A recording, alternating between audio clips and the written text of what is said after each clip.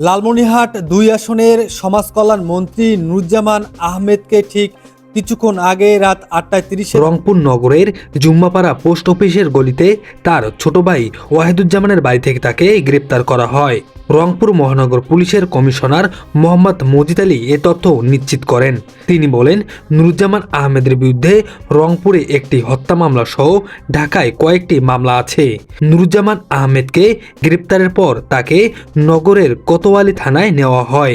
সেখানে মহানগর পুলিশের উপ পুলিশ কমিশনার মোহাম্মদ শিবলি কায়সার সাংবাদিকদের বলেন, নুরুজ্জামান আহমেদকে গত ৪ আগস্ট রংপুর সিটি বাজার এলাকায় মাহমুদুল হাসান হত্যা মামলায় গ্রেপ্তার করানো হয়েছে। সাবেক সমাজ কল্যাণ মন্ত্রী নুরুজ্জামান আহমেদ লালমনিরহাট ২ সংসদের সংসদ সদস্য ছিলেন। তিনি ২০১৫ সালে সমাজ কল্যাণ প্রতিমন্ত্রী ও ২০১৯ সালে সমাজ কল্যাণ মন্ত্রীর দায়িত্ব পান। ৫ আগস্টের পর থেকে কিন্তু গা ঢাকা দিয়েছিলেন এই নুরুজ্জামান আহমেদ, তবে কিন্তু পুলিশের হাতে আটক হয়েছে।